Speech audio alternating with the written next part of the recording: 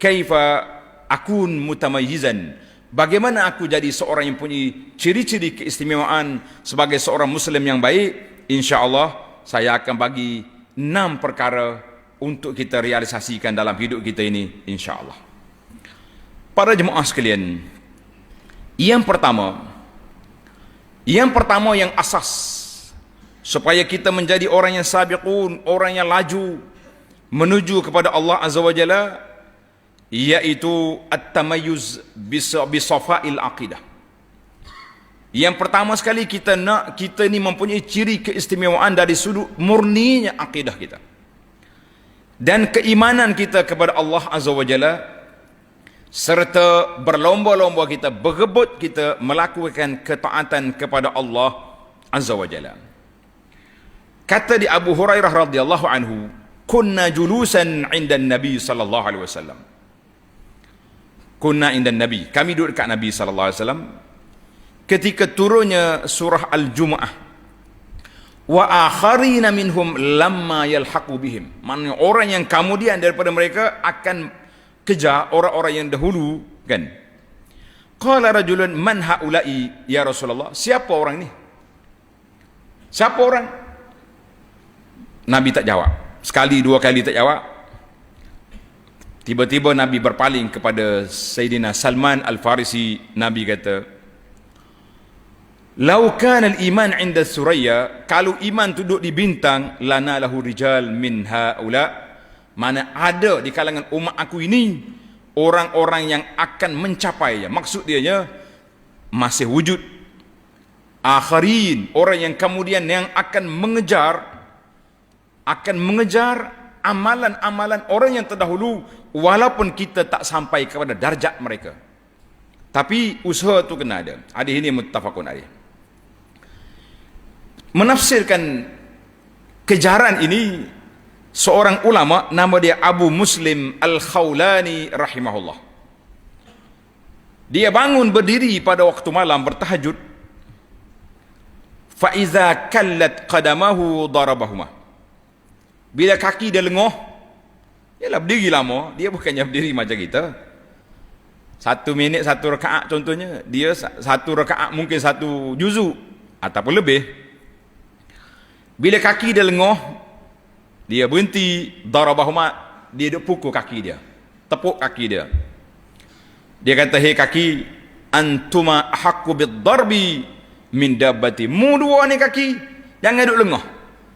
Kamu berdua ni lebih berhak untuk dipukul daripada hayawan yang aku bela tu. Allahu Akbar. Maka dia pun berucap. Dia kata, kenapa kita nak bersungguh-sungguh dalam ibadat ini? Supaya umat Muhammad, sahabat-sahabat Nabi sallallahu alaihi wasallam rasa mereka ini dikejar. Wa annahum qad khallafu wara'ahum rijalan, mereka telah meninggal golongan-golongan orang yang bekerja seperti mereka mencari keampunan Allah Azza wa Jalla. Maka para jemaah sekalian, kalau kita tak boleh lari laju-laju, tapi biarlah kita boleh berjalan, sabiqu ila maghfiratin min rabbikum, berjalanlah kita menuju kepada keampunan Allah Azza wa Jalla. Bermakna banyakkanlah ibadat, tingkatkanlah kefahaman kita kepada agama, jangan duduk slow-slow.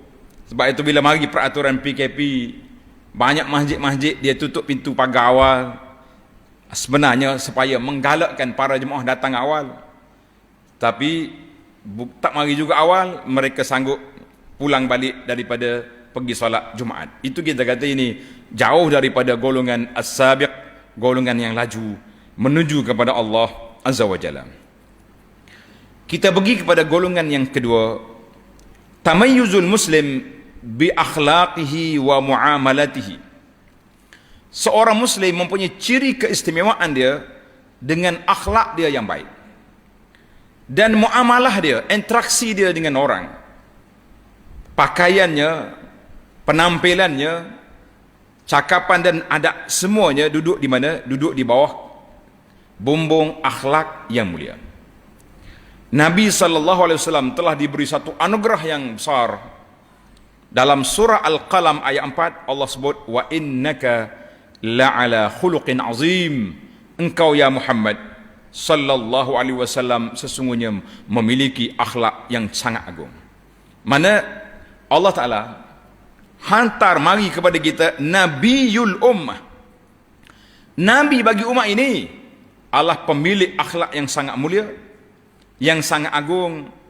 Maka Nabi sallallahu alaihi wasallam mengajar kepada umatnya supaya bersifat dengan sifat yang baik. Di antaranya sebuah hadis yang diriwayat oleh Abu Darda radhiyallahu anhu, dia kata Nabi sallallahu alaihi wasallam berpesan pada sahabat, innakum qadimuna ala ikhwanikum. Kamu tak lama lagi akan sampai bertemu dengan saudara-saudara kamu di satu tempat yang mereka nak pergi. Maka Nabi kata fa aslihu halakum.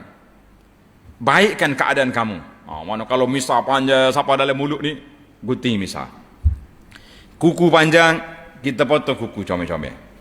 Dan elokkan pakaian kamu. Mungkin pakaian kita ni travel musafir zaman dulu tengah padang pasir kotor, kita pakai hak comel sikit, kan? Biarlah kamu menjadi seperti orang yang segak untuk bertemu dengan orang. Fa inna Allah la yuhibbul fuhsya wat tafahush. Allah Taala tidak suka kepada benda-benda yang tidak baik. Hadis ini riwayat Abu Daud. Al-Imam Ibn Hajar mengatakan sanadnya hasan. Jadi para jemaah sekalian, terdapat banyak sekali hadis-hadis yang mengarahkan kepada kita supaya mempunyai akhlak yang mulia, akhlak yang baik. Karena itulah sebenarnya simatul mukmin, ciri-ciri keistimewaan orang mukmin. Kalau kita nak tunjuk kita kaya, kita tak kaya. Nak tunjuk kita comel, orang putih pun comel pada kita setengah tu, kan? Orang Arab pelawar juga. Tapi yang kita boleh tonjolkan kepada kita iaitu akhlak kepribadian yang mulia yang diluluskan oleh syarak, maka itu yang besar. Yang ketiga, di antara ciri keistimewaan orang mukmin iaitu sidqul hadis, cakap benar. Tak main kelentong-kelentong. Karena para ulama mengatakan la yajtami', tidak berkumpul kamalul iman, sempurnanya iman dalam hati seorang manusia bersama dengan sifat bohong, dusta, pembuat fitnah kepada orang, tidak terkumpul dalam seorang yang bersifat dengan mukmin yang benar. Maka karena itulah Nabi sallallahu alaihi wasallam bersabda dalam hadis yang dikeluar oleh Imam Muslim, alaikum bis-sidq fa inna as-sirqa yahdi ilal birr. Hendaklah kamu sentiasa bersifat benar, karena sifat benar itu akan memandu kamu kepada kebajikan. Dan Nabi kita larang wa iyyakum wal kadzib, jangan sekali-kali kamu bercakap bohong, kerana pembohongan itu membawa kepada kejahatan. Ila akhir hadis. Hadis ini panjang, saya ringkaskan. Dalam sebuah hadis yang lain, hadis mursal daripada Safwan bin Sulaim, dia kata, orang tanya Nabi sallallahu alaihi wasallam, dia tanya Nabi, ayakunul mu'min jabanan? Adakah orang mukmin ini penakut? Nabi kata qad yakun, boleh jadi. Adakah orang mukmin tapi bakhil? Nabi kata na'am, ada. Macam kita jugalah kadang-kadang penakut. Waktu orang minta derma bakhil, dan kita minta kerjasama sama-sama kita ya. Contohnya nak beli tanah kubur, kita minta setiap rumah bayar 200 atau berapa. Ramai lagi yang tak mau bayar. Yang mampu, yang tak mampu di luar kira-kira. Tuan-tuan jangan duka cita. Kita tak kata kepada yang mampu, kita kata yang tak mampu, kita kata kepada yang mampu, bakhil kamu. Jadi, tapi ayakunul mu'minu kazzaban? Adakah orang mukmin bohong? Dia kata la, tidak. Bermakna para jemaah sekalian, cuma hadis ini macam-macam huraian. Ada kata dalam kitab Az-Zabul Ahmad, dia kata isnaduhu sahihun mursal. Baiklah para, yang penting hadis Muslim ada di atas, alaikum bis-sidqi wa iyyakum wal kadzib. Hendaklah kita bersikap benar, jangan bohong. Yang keempat, seorang muslim mempunyai ciri-ciri keistimewaan, tamayuz dia dengan sifat al-amanah, sifat jujur di dalam semua perkara. Dalam hadis yang sahih, sabda Nabi sallallahu alaihi wasallam, la imana liman la amanatalah wala dina liman la ahdalah. Tidak sempurna iman seorang yang tidak mempunyai amanah, kejujuran, Kita berjanji dengan orang, kita tipu je. Ataupun orang letak barang-barang kita hilang, tak tahu ke mana. Ataupun kita bertugas di pejabat, masa nak minta kerja bukan main tanda tangan, aku janji, taat setia, tak ponting, tak pecah amanah, boleh kerja, pukul 8 pagi, tepek ibu jari, pukul 10 baru masuk pejabat. Kita kata ini juga bermasalah. Dan Nabi SAW beritahu, tidak ada agama yang benar, yang suci kepada orang yang tidak menunaikan perjanjian yang telah mereka lakukan. Pada jemaah sekalian, yang kelima, yaitu al-itqan. Seorang Muslim bersifat teliti, cermat di dalam melakukan kerja-kerja yang diberi kepadanya. Inna Allah Ta'ala yuhibbu idza amila ahadukum amalan an yutqinahu. Allah Ta'ala suka apabila kita buat satu kerja, biarlah dengan itqan, dengan teliti, dengan halus, dengan cermat, sebagaimana hadis yang diriwayat oleh Abu Hurairah, juga diriwayat oleh Ummul Mukminin Aisyah radhiyallahu taala anil jami' bisanadin hasan. Yang keenam, di antara tamayyuz, keistimewaan kita juga, iaitulah sentiasa bertemu dengan orang dalam suasana aman damai. Allah Ta'ala sebut dalam surah An-Nisa 86, wa idza huyitum bi tahiyyatin fahayyu bi ahsana minha aw rudduha. Bila kamu orang bagi salam kepada kita, kita jawab. Kalau orang tak bagi salam, kita bagi salam. Maka itu di antara anwa'ut tahiyyah, supaya kita bila kita bertemu dengan orang, kita bertemu dalam keadaan baik, insya-Allah. Maka dalam hadis yang Nabi sebut, afshus salam, sebarkan salam, hadis Abdullah bin Salam. Ulama bincang di sini, yang pertama, menyebarkan salam dengan makna kita sentiasa beri salam, assalamualaikum. Ada juga sebagian ulama mengatakan menyebarkan salam artinya kita bergerak menyebarkan keamanan kepada dunia ini.